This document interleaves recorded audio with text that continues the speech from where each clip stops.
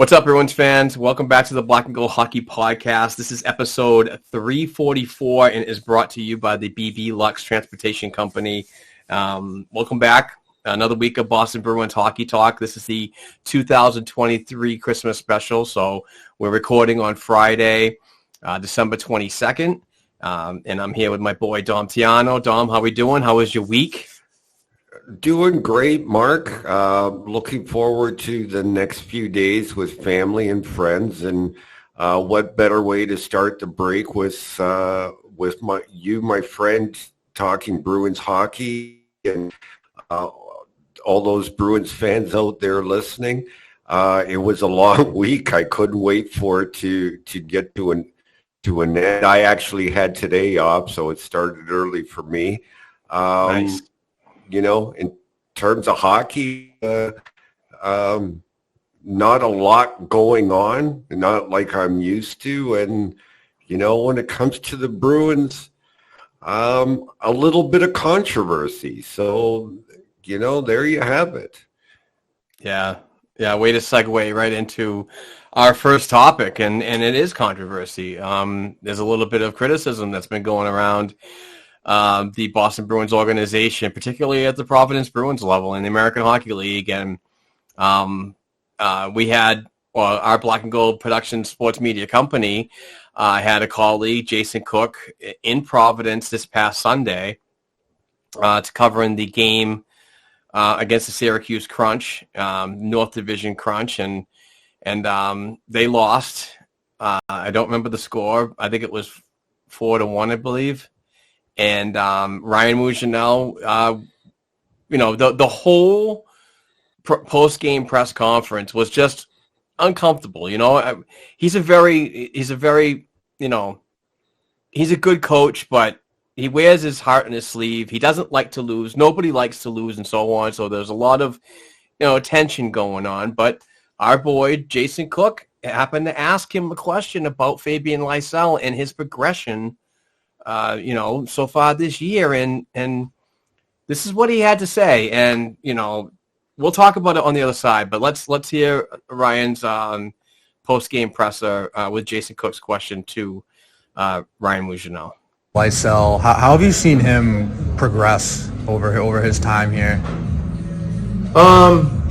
Listen, there's a lot of good things he does. He can create anxiety with his feet. But for Fabian, you know, he has to recognize that sometimes there's not always a play to be made. I think that's still in his growth. He's learning that. It's not saying that he won't, but, you know, the team game is real important, and he's got, you know, 5 other guys there. I hate the play in the third period where he's trying to beat a guy 1-on-4, and that's the stuff he's got to get out of his game, and it's recognizing that. And, you know, we're getting into year 2 here. He's got to start buying in, or he won't play for Jim Montgomery. That's a big part of, you know, Monty's game is the team game and building the team game, and a lot of that is possession. You can't necessarily chip the puck, get it back, expand and hit the weak side D. You need 5 other guys to be a part of that, and you have to be connected and a willingness to play that way. And until you do, then, you know, you're out of here. You're not in the American League. Then you're Jim Montgomery's problem. But until then, he's got to start building that into his game. So a lot to unpack there, Dom. You know, it's and I do want to mention something, that this video wasn't taken to, you know, discredit Fabian Lysell as a Boston Bruins prospect or anything like that. But it's a video that I thought was important. Number one, we weren't turned away from using it. So after this and after what was said, if any of the Providence Bruins PR mentioned to us and said, please don't use that, we wouldn't have used it. We are, you know, we're very respectful for the opportunities that we have, and we're very grateful for those opportunities. And if they asked us not to use it, then that's fine. But Coach Mougenel walked away to his office, and the Providence PR guy, my contact, also walked away too. So we went with it, and you know, it did start a viral conversation throughout Boston Bruins Nation. But like I said, we're not trying to downgrade him at all. What I want out of this video was to show fans you need to temper your expectations about Fabian Lysell. I think a lot of the people are going to his elite prospects. They're seeing his goal totals recently, and he is getting some points and so on. But that's all well and good, but it's not showing you the whole game of Fabian Lysell and what he's doing on the ice. And there is work. It's still a work in progress. We just can't. And one thing I do want to clarify is I've been talking to a lot of people, and they're just like, well, you should just give him an opportunity. And I just say, well, in my opinion, he hasn't really earned it. So I don't like giving opportunities for players and people that I work with that don't earn those opportunities. So I just wanted to make sure that a lot of people understand that this was not in hate or anything like that, but it's just to show the other side of, the people that don't pay attention to this level of hockey enough, that there is work to be done in this player's game. And, he's just not, he's close, but he's just not there. And I also think that Ryan, by doing this, is a tactic as well to maybe a shot across the bow. Fabian, maybe we need a little bit more from you. Maybe we need more of a team effort, not just an individual effort all the time. Well, first of all, you could sense the frustration in Mougenel. A lot of frustration there. But one key takeaway with something you said, Mark, that really stands out to me is fans not seeing enough of this level of hockey. Listen, I watch a hell of a lot of hockey. Junior hockey, European hockey, American League hockey, NHL hockey. Some of the things Mougenel is talking about, I talked about when Lysell was still playing with the Vancouver Giants in the WHL. And it's still in his game. I took a lot of shit for that over a couple of seasons, but I don't care.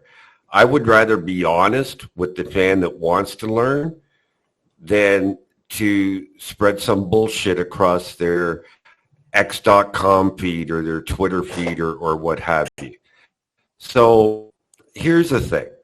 There are several people, and I stress people because it is plural, that have taken the video of what Mougenel is talking about and using it to come to Lysell's defense.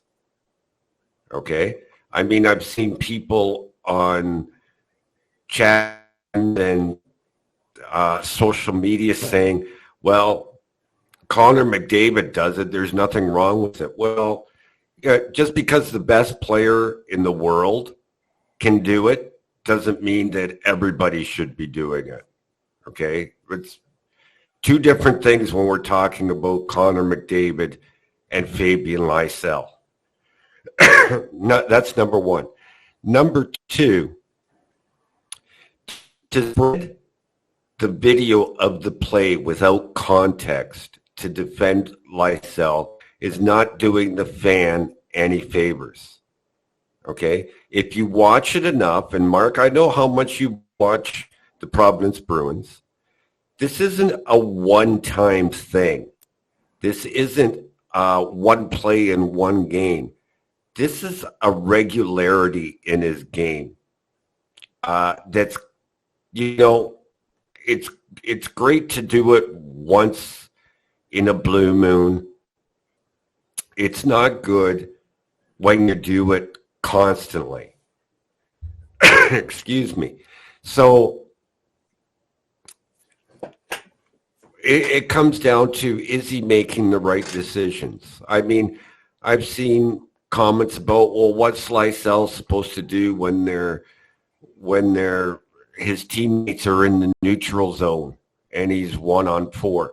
Like, the play in question had two guys on the blue line on both boards, okay, and open, because when you're 6-on-5 with a delayed penalty call coming, there's 5 guys on the ice uncovered.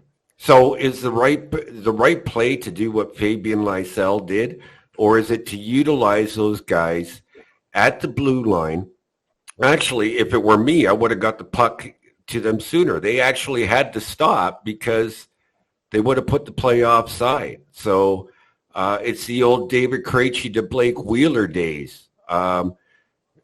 They call Blake Wheeler Mr. Offside when it's like, well, isn't it Krejci's job to get him the puck going full speed down the wing? Like, there's an argument that can be made both ways. Then I see people, stick up for Lysell and say it was the right play. He got the puck to the net, and they got an offensive zone face-off out of it. Well, duh. Whether he got the puck on net or not, and whether the goalie froze it or not, it was a delayed penalty. There was still going to be an offensive zone face-off, no matter what. That's what happens on a delayed penalty. So, don't take a clip that somebody puts on the internet without watching the whole package. And that's my thing. I'm not going to come to his defense, and I'm not going to attack Fabian Lysell for it. I still believe that of all the Bruins prospects, that if he hits his full potential, he is the best Bruins prospect. And I'm including Mason Lohrei on the list. If he hits the full potential, he is their best prospect. Now, people are calling for Ryan Mougenel's head. This is not just Ryan Mougenel. It's Adam McQuaid. It's like all the skills and development coaches. It's Jamie Langenbrunner. It's all of them that are involved in this. It's not just a Ryan Mougenel thing. So let's stop blaming the coach. They have had this discussion with Fabian Lysell time and time again, and it just hasn't worked. And maybe, as you said, a shot across the bow publicly is the next logical step. Whether we as fans like it or not, it's the next logical step in their arsenal. And if I have one complaint, it's with General Manager Don Sweeney, who basically came to Lysell's defense when he said, well, we've seen David Pastrnak do it. We've seen Brad Marchand do it. Listen, Fabian Lysell can be a damn good hockey player. Like I said, best prospect if he reaches his potential. But he's no David Pastrnak, and he's no Brad Marchand. So just as I said earlier, just because McDavid does it and can do it doesn't mean everybody else should try. And just because David Pastrnak or Brad Marchand do it doesn't mean that everybody else should try. And let's face it, David Pastrnak and Brad Marchand both turn over the puck a lot when they're in situations like that. And as fans, we get all over their cases for it. But here we are defending a prospect for doing it rather than trying to get it out of his game. Yeah. And one thing that I got out of this whole thing was how he how he's going to respond in the future. And did you end up going to the Toronto game on Wednesday night? Mark, it's a 1.5 hour drive for me. It took me 3 hours to get there. Oh, traffic wow, was crazy. Unbelievable. It was at a standstill for a while. So I got there halfway through the second period, and I left with about 6 minutes left in the third. Oh, that's too bad. But, the good thing about this, and there is positives. This is not just a negative thing. We're not hampering on the coach, the player, or anything. We're just trying to make sure that folks understand that this is still a work in progress. A lot of people say that, Ryan Mougenel mentioned this is year 2, but if you actually go to websites like Puckpedia or capfriendly.com, Fabian Lysell is actually under contract for another 2.5 years. So we still have a lot of time because, if I'm not mistaken, his first AHL year slid. Is that correct? Correct, because he signed as an 18-year-old. So right.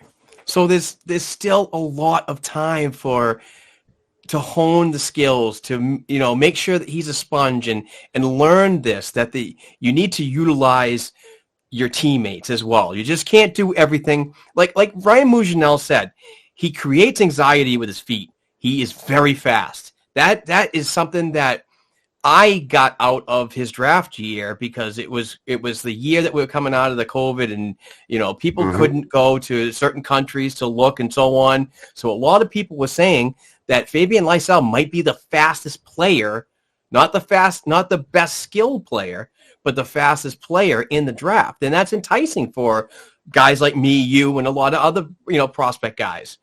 But there's still time to get everything involved into him. It's not over. It's not like it's going to be one and done and this is it. He's a bust. They still have time to work with him. He still has time to figure everything out. And like I said, I wanted to see how he responded. This might take a little bit longer for me to see if it's actually working. But in game 1 in Toronto, it was not the same, because then the videos came out. My friend Robert, Peter Tenkrat, those guys that share a lot of those clips were pointing out regularly, like several times in that game, what Mougenel was pointing out. And that frustrated them. But the biggest part is, Dom, is this was an opportunity on national TV for these people that said, hey, you're only busting the balls of the prospect. You're only trying to downgrade him and so on, for them to see what was going on for themselves, because they're too damn cheap to buy AHL TV. right, and that's what it is. It's like I said, there are people that just put out videos of goals, and that's all the vast majority of fans get to see. There are people out there, and again, I say people as in plural, that used to do the same thing, the same type of videos with Zach Senyshyn. This is why, he's a goal scorer. This is what makes him an offensive threat. Why isn't he being used in that situation? And now they're doing it with Fabian Lysell. It's you have to, as a fan, and this is what I say to all fans, you have to be careful what you're using as your source of information. Twitter or X is not it. Getting video clips of highlights. That is not where you're going to get the best information. My advice is spend a little bit of money and watch the games yourselves.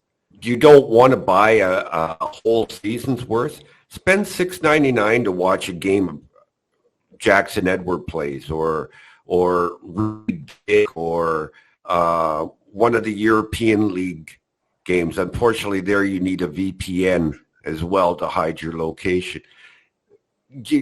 I'm not saying somebody has to go out and buy the whole package, but you can buy a game here and a game there and take a look for yourself. Highlights of goals on Twitter is not the way to get your information. Absolutely. And just to add on to that, it's like, I'm no expert. I always seem to think that you're a very knowledgeable person and so on. But I like guys like you. I like guys that are in the rinks getting those opinions, because they're not watching on video, where the video is following the puck. Wherever the puck goes, there's the camera and so on. A lot of people like you, myself, several other people that I trust, that when you consider in prospects or hockey games in general, It's what is done away from the play. How is that player reacting when he goes to the bench? How is that player treating his trainer?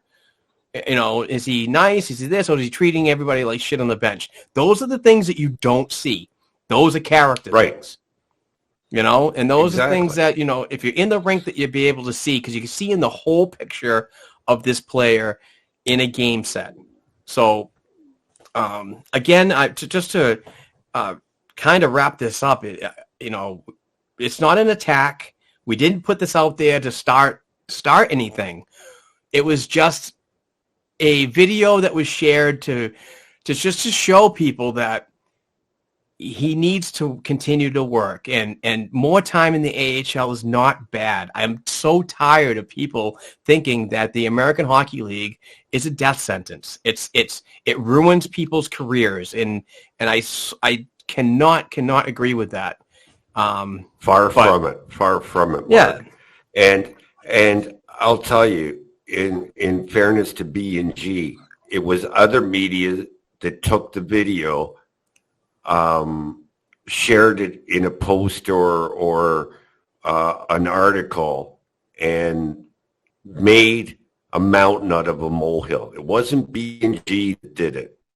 All you did, Mark, was put the video out there. It's others that ran with it. So, exactly. You know, but it's just too bad that it went just a total negative. You know, people saw that. They, number one, like you said, they wanted Ryan Mougenel's, you know, they wanted him fired, and I'm sorry, but I wouldn't fire that guy over that. To me, that's a motivator. That should be a motivator for any player. And I mean, are we coming into the world of like we're soft and we can't say critical things about our players anymore to get them, you know, moving a little bit better, to try to play more of a team system and so on?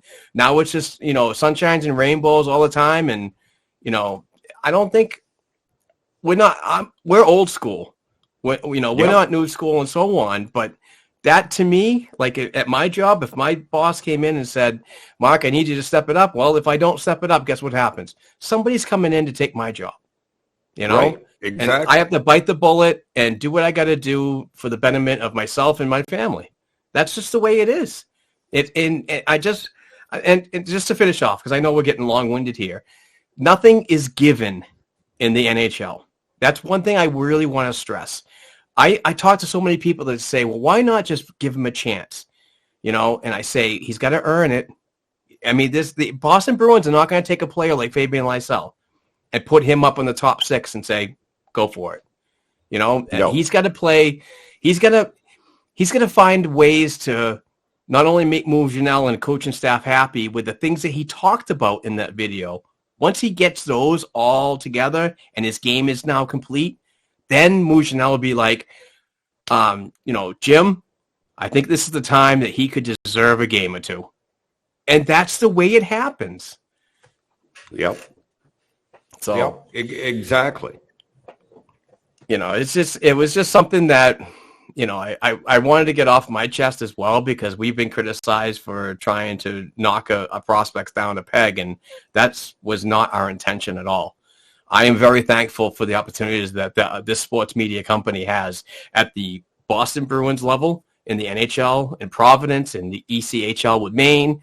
They're very good to us. We produce a ton of content about them, and I don't want to lose that opportunity, but also I don't want to give up, you know, putting it out there just to show people that, you know, hey, maybe just temper your expectations about this prospect. I know he's a first-round pick. I know that there's a shiny new toy brigade out there that just loves to see these kids. Like, everybody wants Merkulov up there right now, you know, and that's warranted, because Merk is actually playing an all-round game that is giving Mougenel and Jim Montgomery heavy consideration for games if there's an injury and so on. You could say the same. You could say the same thing about Farinacci. Yeah, they're earning that time. They're putting all their, you know, complete game together on display and say, okay, you know, where's my opportunity going to happen? But nothing's given. Nothing's given in anything, especially in pro hockey. That's something that you definitely have to earn. Especially the Bruins organization. And it's not like if you earn the opportunity that they're not going to give you the chance. Classic example, Matthew Poitras. Absolutely. So, that's a great example, you know. Yeah. I mean, in his draft year, when we had him on this show, I could have told you back then, there's no way he's making the lineup. No way making the NHL roster. Goes to Guelph, has an exceptional year, you know, very good year, actually. And then, you know, goes to development camp and so on. And even before that, when you called it and said he's going to be a sleeper, I mean, he's going to be a dark horse. Watch out, you know. But those are the times that he proved to the organization that there's an opportunity there for me, and I'm not going to let it go. And he worked his ass off for months to try to get to that opportunity. And that's what the organization needs to see from a guy like Fabian Lysell. How much do you want this? You know? So, yeah, you all right. put Poitras' heart in Fabian Lysell. And man, well you said. got a player, you know. Well said. But you know, this is a good segue into two things. The other controversy surrounding the Bruins was sending Poitras to the World Juniors and the World Juniors itself. So Poitras played today, not have a good, despite scoring a beautiful goal and one superb defensive play, which really caught me. He did not play a good game, but I look at it like this. He landed in Europe 48 hours ago. You know, still jet lagged, still not adjusted to the time, but he's going to be fine. Anybody who caught the game today, I know in Canada it was on TSN, it wasn't televised in the U.S. Don't worry about it. Just one game after 7 or 8 hour flight 48 hours ago, time zone change. Don't worry about it. It's one exhibition game. And I was listening to the Jeff Merrick show this morning, and he had Alan Letang on, which is the Team Canada head coach, and the Sarnia Sting head coach. You know, very familiar with Ryan Mast and so on. And he was ecstatic with how Poitras got off the plane, basically went right in, started working out, you know, getting with the team and so on. It was almost like a seamless fit. And he even said that, yeah, I mean, there's a little bit of jet lag. We have to work out of his game, but I think he's going to be fine. But what an opportunity for a prospect like this. And good on the Boston Bruins for giving Matt this opportunity, because it almost seemed like both sides were much in agreement on bringing him over or sending him over, loaning him over, whatever you want to call it.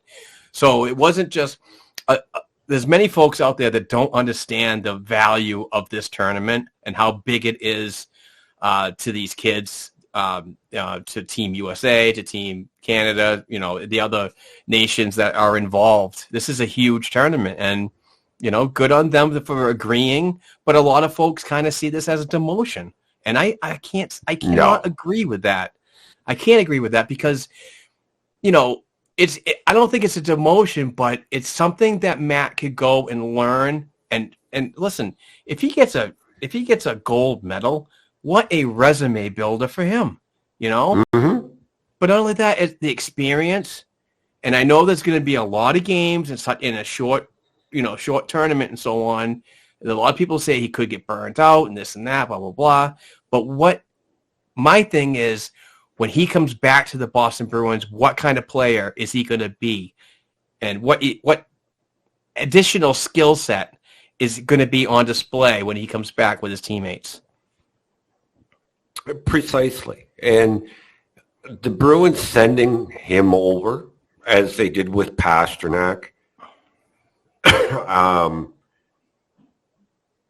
it just goes to prove the Bruins don't rush their prospects.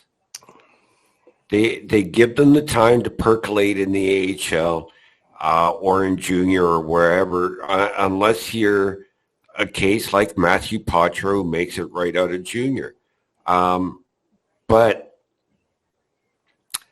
I wouldn't be surprised if at some point we find out that the plan all along, even from day one when they found out that he made the Bruins roster, that he was going to Team Canada.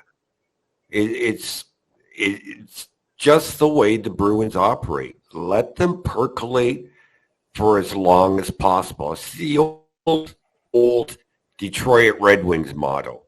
I love this tournament. I know it's not as big in the United States as it is in Canada, but for the players it is. You talk to any player on Team USA, and this is huge for them. It's big in Europe for the European players and some of the fans, depending on what country it's being held in. But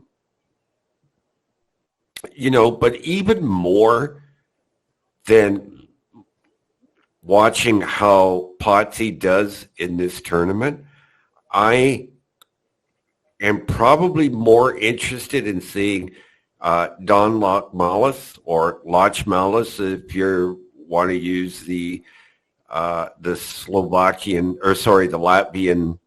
pronunciation. Lochmalis, if you want to Americanize it. Because here's a guy who's been to the World Juniors before. He was my sleeper to make the Latvian team at the World Hockey Championships last May, and he did. Came off the bench and had a great tournament playing against men. Now he's going back into a tournament against his peers, and I'm more curious to see how he comes out of this tournament than I am Matthew Poitras, to be honest with you. Because I think that the Bruins have a steal in Lochmalis here as a fourth-round pick. Much like I think they had a steal when they drafted Oscar Jelbeck out of the same J20 league in Sweden. So we've got only two prospects in the tournament, but I think two really, really good prospects that look like are going to have long careers with the Boston Bruins. And if getting you up to watch the tournament, if those two aren't enough, then I don't know what to tell you. Yeah. I'm excited to watch both of them. Unfortunately, a lot of these games are going to be in the morning, right around 8:30 with the time change. But I'm going to try to find a way to at least listen to them. I know I can't watch TV at work and so on, but I could always have a radio feed on somewhere and just listen, because it's going to be exciting, and great opportunities for both Team Latvia and Team Canada. And obviously I'm an American, so I'm excited about a lot of the players like from BC and BU, the top two teams in the NCAA polls right now. And I think BC is going to lose like seven players, and BU is probably going to lose a lot. But fortunately, I think they're only going to lose like one game out of the schedule in the NCAA without these players. So it's really not going to, be a while that they're going to be gone. So it's, they can come back and recover quickly and so on. These guys are young men. They're athletes. They know what they're doing and so on. But when you think of Poitras, I think that they would load manage him to get him up to speed. Travel's not easy, and a lot of athletes talk about it. The longer you are in the air, the longer it is on your body.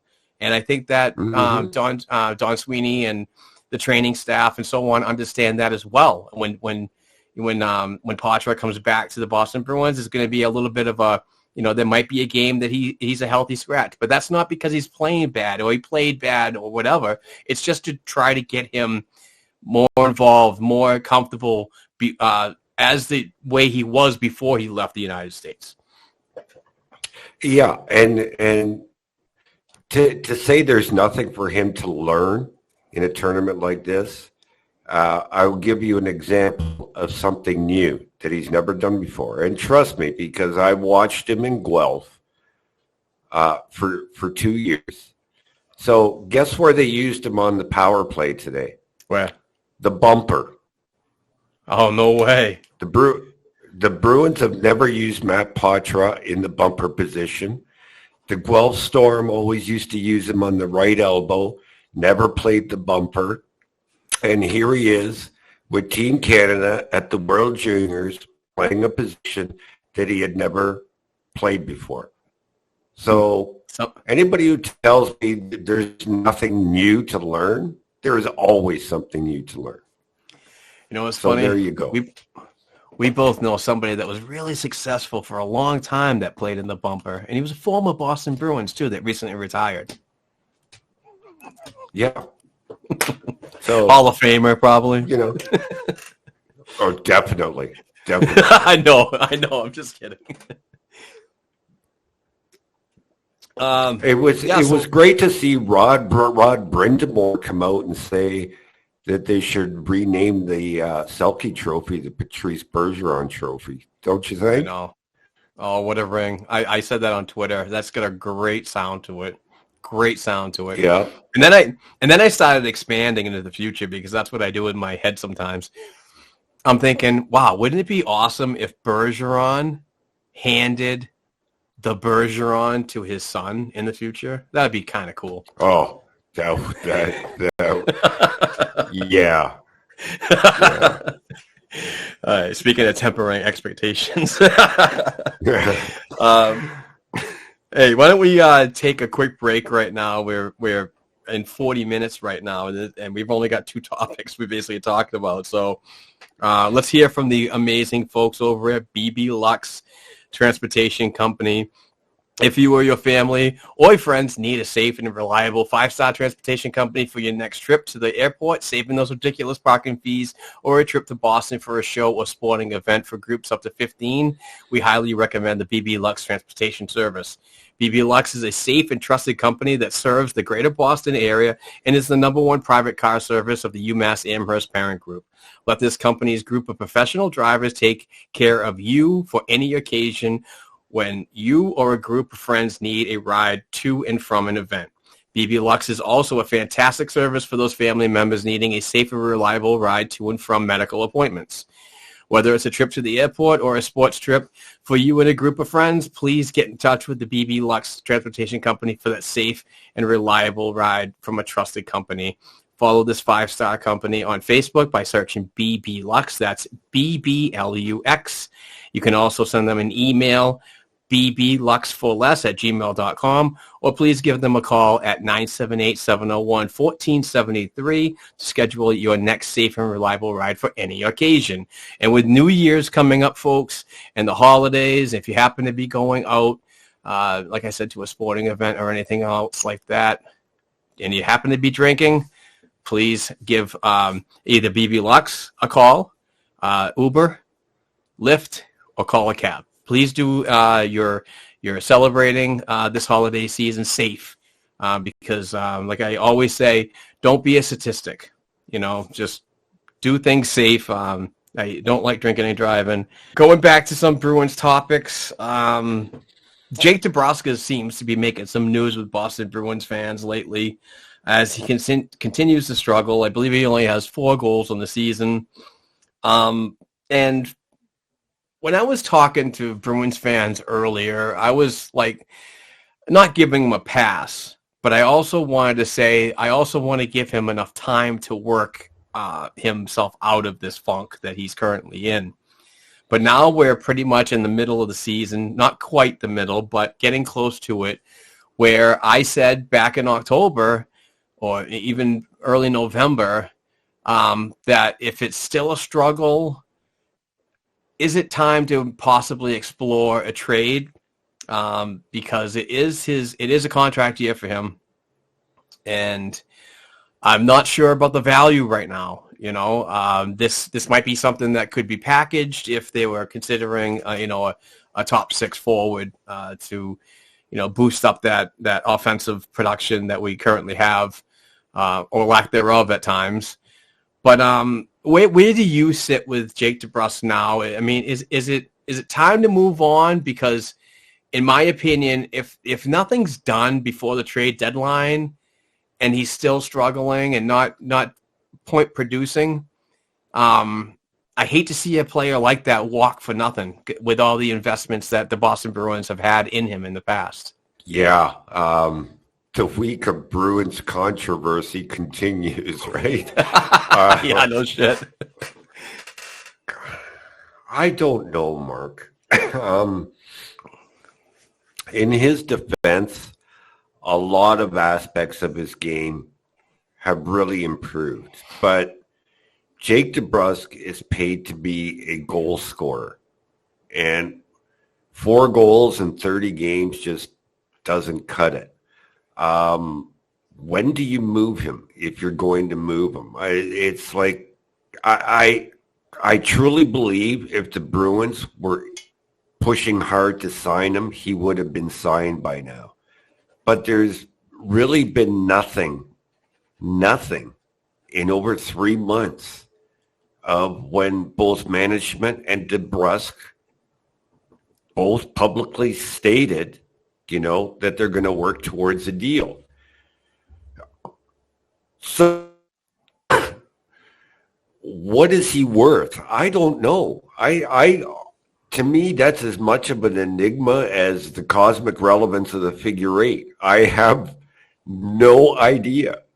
And usually I'm pretty good at coming up with these type of numbers. So what I do know is Don Sweeney is working the phones. I don't know whether Jake's involved. We could include Matt Grzelcyk in there as another one who is struggling. But I don't know. The word I'm hearing is that he's looking at a defenseman. So that would tell me that Matt Grzelcyk might be the one to go before Jake DeBrusk. I don't know. Could it be that Forbert's injury is worse than we're led to believe? On the other hand, what does Jake get you back in a trade? He's not going to get you another goal-scoring winger, and I could make the argument he hasn't been a goal-scoring winger all season. So I don't know. You know me, Mark. I usually have an answer for everything, but I don't have an answer to Jake DeBrusk. I just don't know how this is going to go. I think the toughest thing for you, myself, and a lot of Bruins fans is his decreasing value. And what do you get? I mean, right now, a 1-for-1 would be him in a high pick. A fifth or sixth round pick, maybe even a third. Who knows, fourth? But he's not going to garner a first or a second. No. And that's what the Bruins really need is that draft capital. I believe they got to do something this year to at least get back into the first round. You got to replenish the prospect pool with some high end talent, and can make a case for it. Mark, I will say this though. You're right. They've got to replace that talent pool desperately. So that means no more trading first round picks. They've got their first round for next year. They don't have their second, I believe. So no more trading that for fill-ins and stopgaps. Where the Bruins have an advantage this coming off season is to go after the Merkulovs and the Bussies and the Farinaccis with free agents, because there's going to be good ones coming out of the NCAA. So that's one way they can replenish the talent pool, or the depth, or the prospects, whatever terminology you want to use.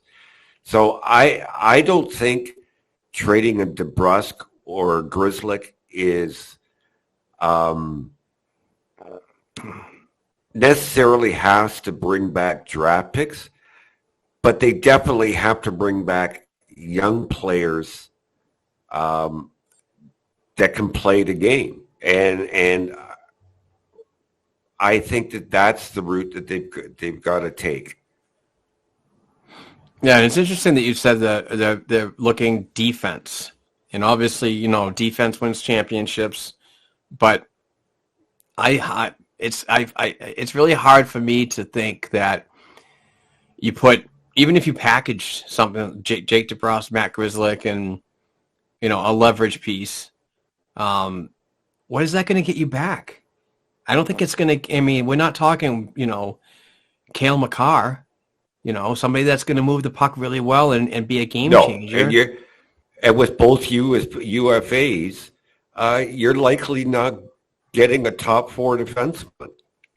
Like Noah Hanifin is the name most people talk about, simply because he's a native of the area, and that's what Bruins fans seem to drool over is local guys. So it's like the rest of the planet doesn't exist when, got to have that local guy, right? Yeah. But the Bruins don't have. Yeah, we were just about to say the same thing. Yeah. Yeah. Right. So I don't know. I don't know what they're going to do. Jake, to me, is, like I said, a total enigma. I just, watch him go out tonight and score 3. That would be whether nice. It's a Western Canada thing for him or what. Then everybody will be talking tomorrow. Like, see, he needs to be closer to home. Resign him. Yeah. Wow. I mean, as much as I would love to see Hanifin in Boston because he is a local guy and so on, went to school here at BC, and he's a bigger defenseman. I think that the Boston Bruins should move forward with getting guys that can, not be pushed around. I'm not saying that Matt Grzelcyk is a terrible defenseman or anything like that, but it's just there's a lot of guys that seem to be able to push him out of, he's not able to box people out. They're boxing him out, and they're trying to move him away from the crease and so on. I think that a bigger defensive core is we're probably gonna see that in the near future. Probably not this year, but maybe next year. Who knows? Because I don't think Matt's going to be here. I think that they're going to try to move him to keep his NHL dreams alive and go somewhere else. But, I mean, I would like to see a bigger defenseman, a little bit of snarl. I think that's the biggest thing that I've heard from Jim Montgomery at his post-game press conferences is we still don't have an identity. And I think that's right. Why, that's what they need is that guy that doesn't take any shit in the background.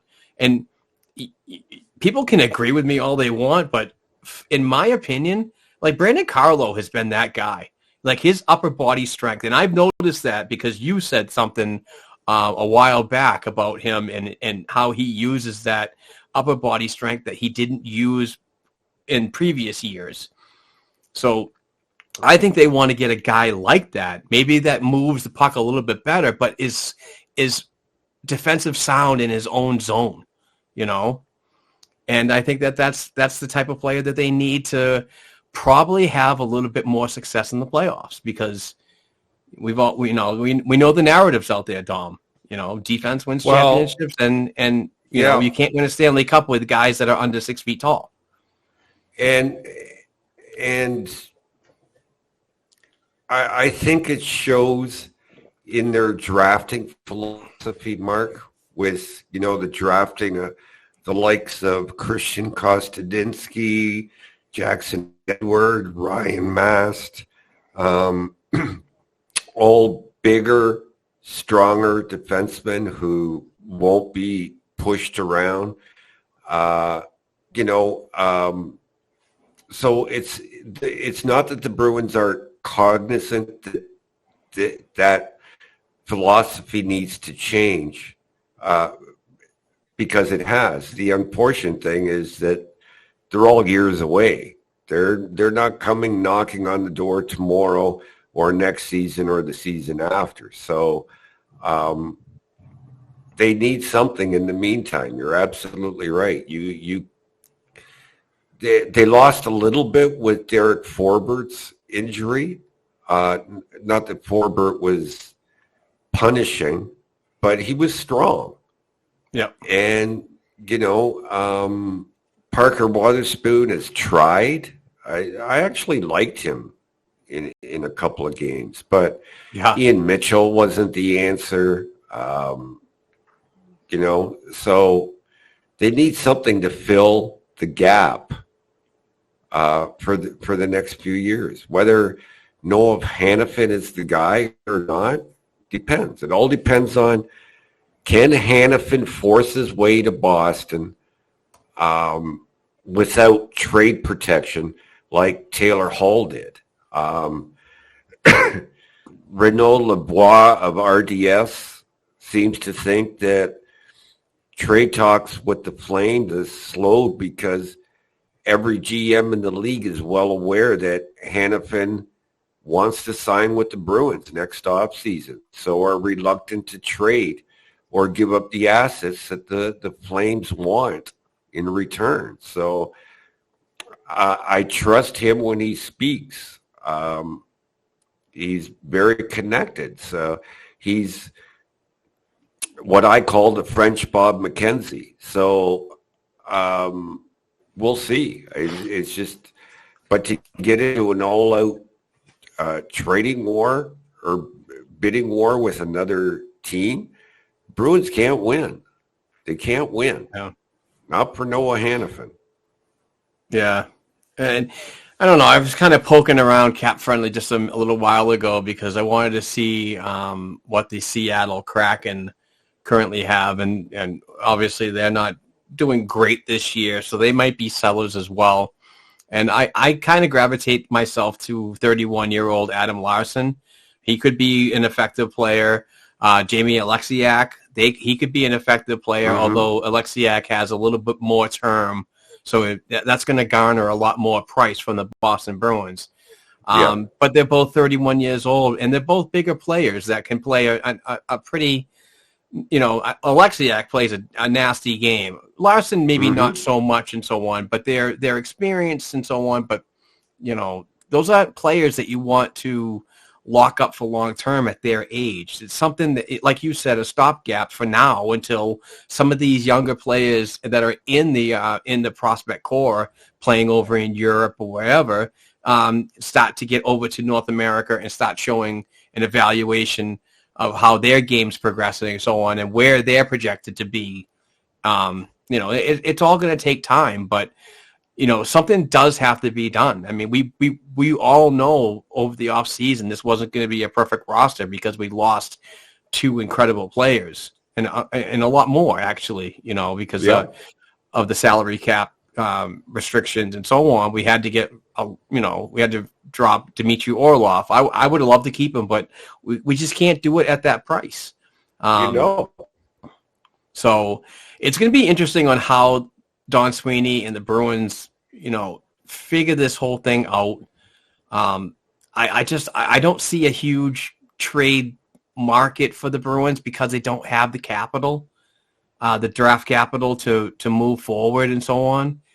And when you look at defensemen or forwards that have 2 or 3 years, I just don't see them putting a package together that's going to work. I mean, I'd hate this, and it won't happen, but just theoretically speaking, like trading Linus Ullmark to Seattle to get both of those defensemen would be amazing, but you'd probably get a first-round pick and those two defensemen. Who knows?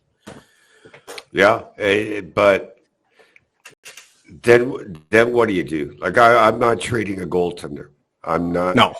If it were me, if I was general manager of this team, or president of hockey operations, that way I can't be overruled, I would say, look, we came into this year saying it was going to be a transition year. It's gone better than expected. We have all the financial capital we could ask for next off season. Let's just not trade away any more assets. Go with what we got, and live with that, and go all in next summer. Yep. And that's how I would handle it. If I agree.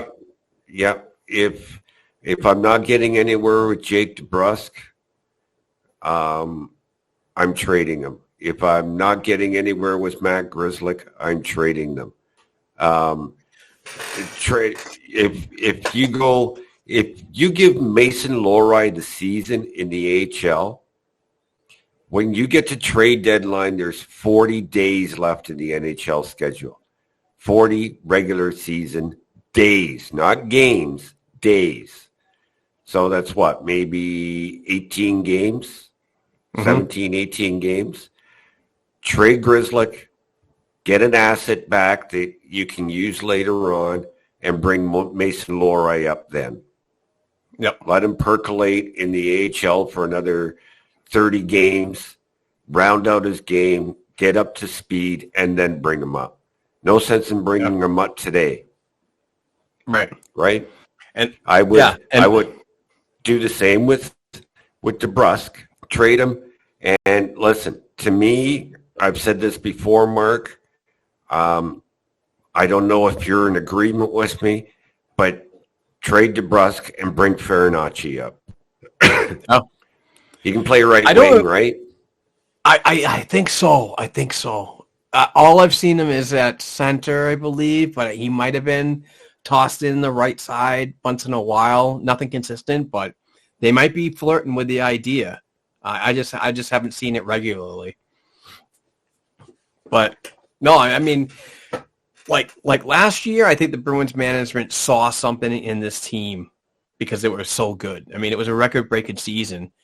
They physically were forced to make those moves before the trade deadline and give up all that draft capital, working with other teams to make everything work and so on. That's not going to happen this year. And I think the Boston Bruins organization understands that they can't go to the trade deadline and say, we're going to do the same as last year. It's just impossible to do. So there's probably going to be a lot of smaller moves that are made that are probably and most definitely won't make sense to a lot of players. But that's just like what you were talking about. It's just this year, we got to deal with what we have. The cards are on the table for this year. We'll deal with it. And then I'm not even really sure about the free agent class this off season, but the Bruins can go in there and nitpick like they did this past season and get complimentary players like the JVRs, the Morgan Geekies, and so on, and see how it works then. But I don't know. I honestly think that next year, I think this team is going to be a much better, well-rounded group. They might not win 65 games. They might not get 130 whatever points. But I think they'll be a more better team and more driven to do something next year. Not only make the playoffs, but possibly go a long distance. So I don't know. I mean, there's so many things to think about when you're trying to put realistic and imaginary lineups together. And this year, it's just very confusing for me to really sit down and figure out. I mean, we'd have to sit down during the off season and kind of think about our team and where we're going with that, because I'd have a little bit of better view of the landscape by then. Yeah. I mean, they signed a bunch of players to 1-year contracts, but JVR, for instance, has he had the type of season where you consider bringing him back on another deal? I say yes, but you also have to wonder who else is available out there. You know, could you bring Kevin Shattenkirk back for one more year to fill in on the right side until somebody else is ready? Or do you look at free agency again and say, hey, we have a better option here? Right. Does Noah Hannafin hit free agency in July? Does Elias Lindholm hit free agency next July? There's just too many unanswered questions. Like you say, it's best to wait till the offseason and see what's out there and what's available when it comes to making up a roster. Because I just, like we've been saying, don't think we can trade for those guys. Right. Yeah, it's nuts. And we're not trading a goalie. That just can't happen because No. they work well together. I think that this is probably one of the better tandems in the league. And this is something that we've discussed for several months, saying that the goaltending is going to be heavily relied on this season for being a transition year, and they've done their jobs. Sometimes the guys out in front not so well, but that's what happens with a team. There's ebbs and flows. But speaking of the goaltending, very interesting conversation on one of the social media accounts that I'm on. One person, I'm not going to say any names, but one person really pointed out that Jeremy Swayman should be the number one goaltender and get a lot of the rest of the games in the second half. And I kind of pushed back on that a little bit and said that why break up the scheduling between them both, and you're not going to burn one out. If you play Jeremy Swayman for the rest of the season, I mean, I'm not saying that Linus Ullmark's not going to play at all. But, if you go 5 games and give Linus 1, and then Jeremy 5 more games and Linus 1, and basically playing them every 2 weeks, that doesn't make any sense. It doesn't make you a better team at all. No. But my thought is, and one of the reasons why I push back is because of what happened last year. I honestly think that Jeremy Swayman should have gotten involved in the playoffs a little bit more last year. And I think he was ready and so on. But when I'm in the press conferences with Jim Montgomery or watching from home, and people are asking these questions, are you going to be running this tandem the way it is into the playoffs for the rest of the season? And he's always like, it seems to be working. We're going to roll with it and so on. But he's not saying what's going to happen in the playoffs because obviously we're not there yet. But No. I would, in my opinion, I would keep this going, this almost like every other game schedule going with this goaltending tandem, because what you're doing is you're pretty much mirroring a playoff schedule. And Yep. I honestly think that Jim Montgomery should heavily consider kind of giving that a go in these playoffs if they make it. What are your thoughts on trying to get 1A and 1A into the playoffs? I'm totally with you. I would split the duties because you never know when you're going to have to count on the other guy that's not playing. Let's say you get into the finals and let's say Swayman hasn't played a game all playoffs, and Linus Ullmark steps off a curb and has a high ankle sprain and now can't play. And you're throwing in a goalie who hasn't played in, 6 weeks? Yeah. So, but to the person who you were going back and forth with about giving Swayman more starts, beginning now, I would say this. What has Linus Ullmark done not to have the net? And are you willing to play Jeremy Swayman more now and increase his value on his next contract, which is at the end of this year? Yes. Jesus. Another avenue I didn't even think about, Dom. You know, My whole thing was burning them out. Like we want to. A lot's got to go into it, and trust me when I tell you, it's Bob Essenza that makes the call when it comes to the goaltenders, not Jim Montgomery. Jim Montgomery would have the final say, but it's Essenza's call, and goalie Bob has faith in both goaltenders. You know, and that's not going to change. It's unless there's an injury, they're splitting the starts. Yeah, and I think the argument from this person was that the goals given up between Allmark and Swayman in the games that Allmark's played, he's given up a little bit more goals, and when Swayman plays, he's given up 12 less. And I didn't see the argument in that much at all. More or less, I was just like, but why would you want to split something up that's working, you know, right now, regardless of the numbers? And this person told me stats don't lie. That's true. They don't lie. But still, it's not like Allmark's given up 90 goals and Swayman's only given up 23. There's a bigger difference between 90 and 23 than 39 and 24. You know what I'm saying? Here's what I say to stats. You can manipulate stats and use them in an argument to suit your argument anytime, with any player, with anything. So Swayman is giving up fewer goals. Give me the high danger chances against for each goaltender. Give me the high danger chances for each goaltender. Give me the shots on goal for each goaltender in those games. You know, both for and against.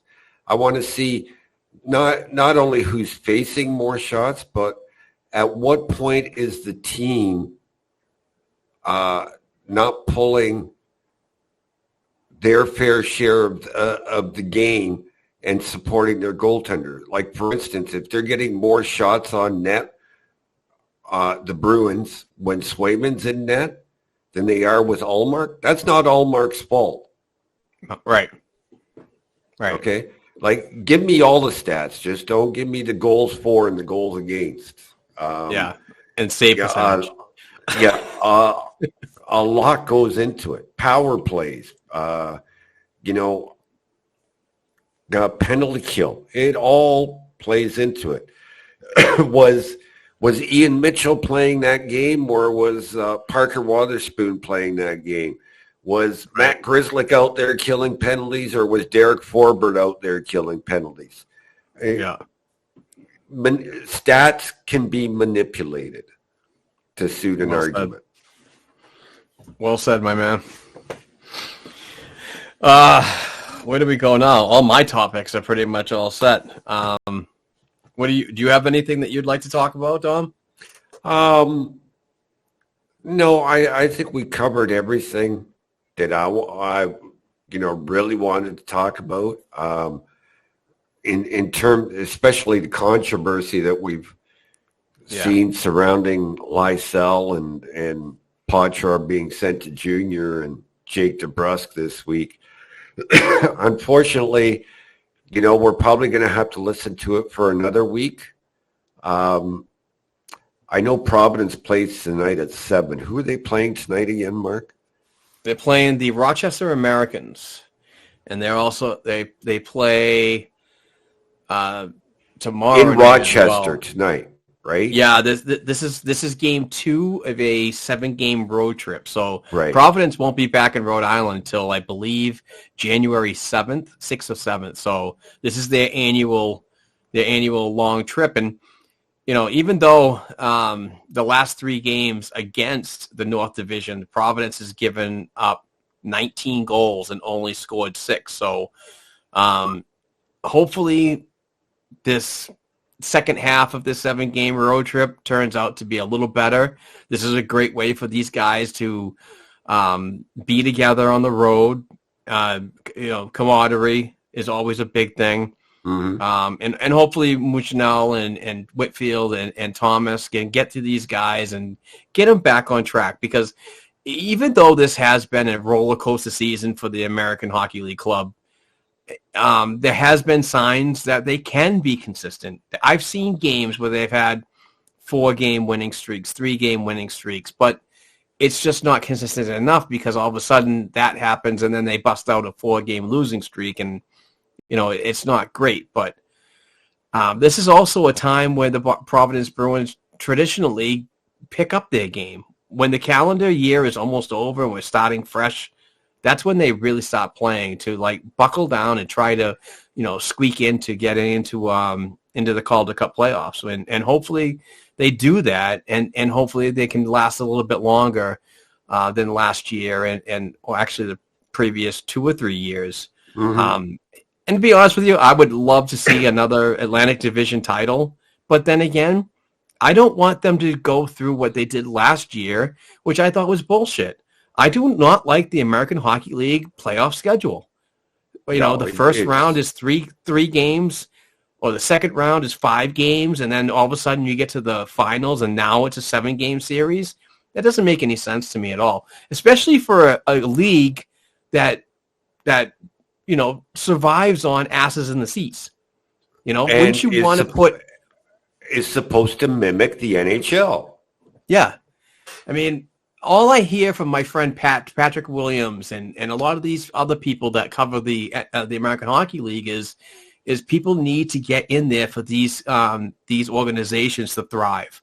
And if you're taking a 7-game series, which you would mimic in the National Hockey League, and you're bringing it down to a best of 3, I don't know about that. Playoff dollars make money. Yeah, even the buys, Mark. Getting a buy. That's what I was trying to talk about, Tom. That team's not playing for 2 weeks, and where they could be playing in a series and have asses in seats. Yep. I'm reminded of the old Everybody Loves Raymond episode, ass in seat. But I want to ask you about Providence, Mark, because, we spend some time talking about Providence just about in every episode. And I don't think we've ever really touched on whether we're disappointed in the season so far. And I can tell you that I expected a heck of a lot more than what we're seeing. I don't think it's a coaching issue,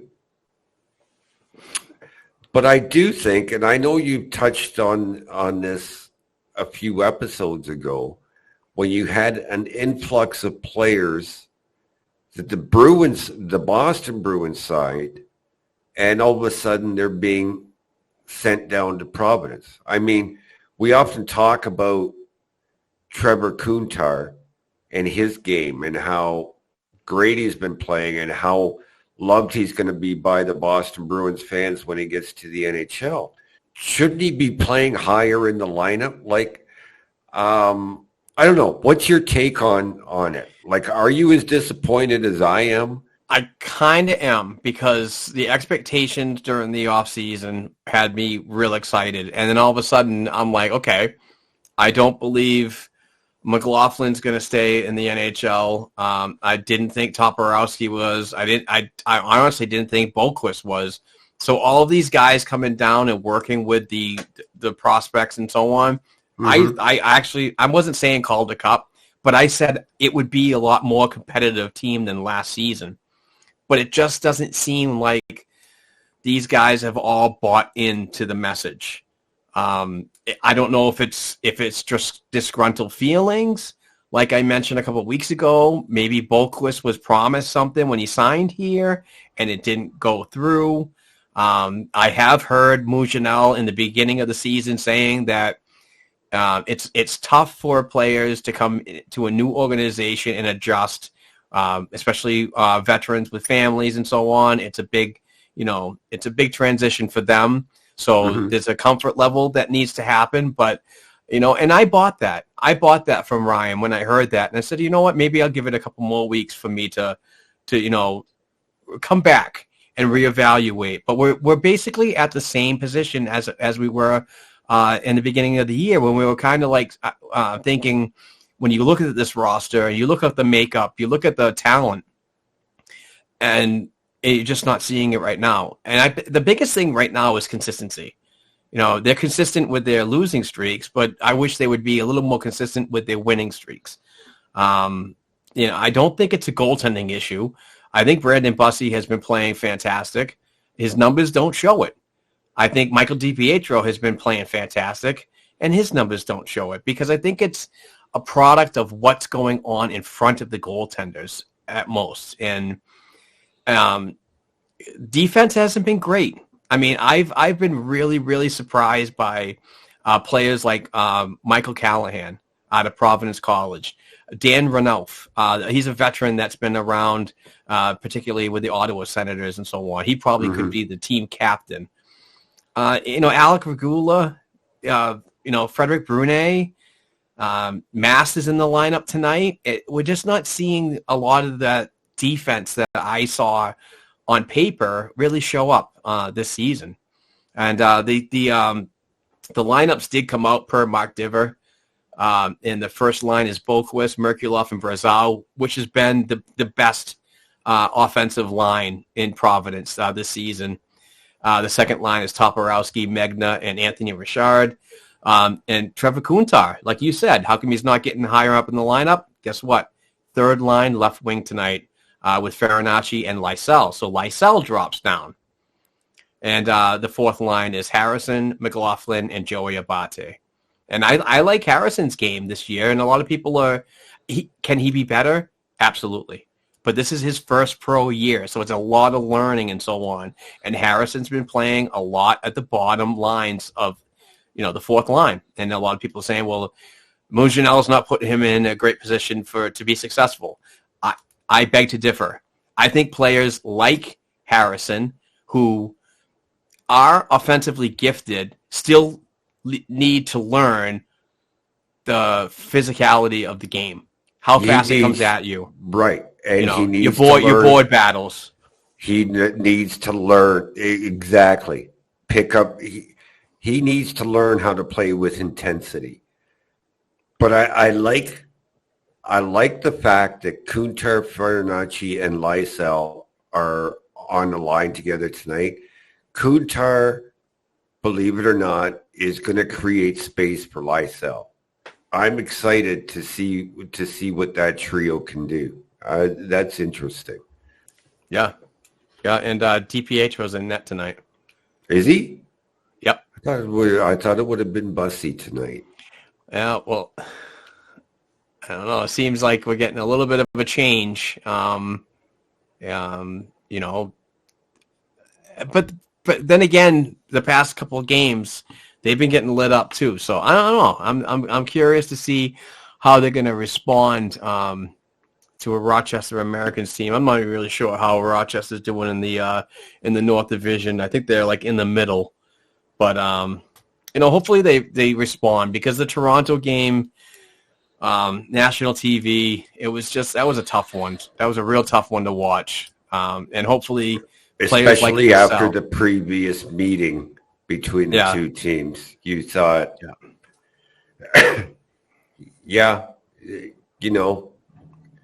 when you consider the previous game, Providence laid an egg in the rematch, because they should have left everything on the ice Wednesday night. Oh yeah, they gave up 8 goals in the first Toronto game at the AMP, and then give up 7 spot on Wednesday night. So not really good looks at all. And hopefully this lineup can go into Rochester tonight.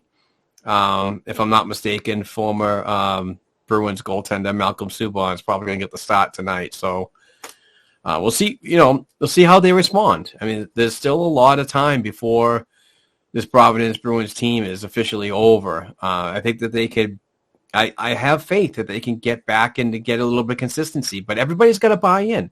You know, what Mougenel said that about Lysell, but that's just not a one-dimensional conversation.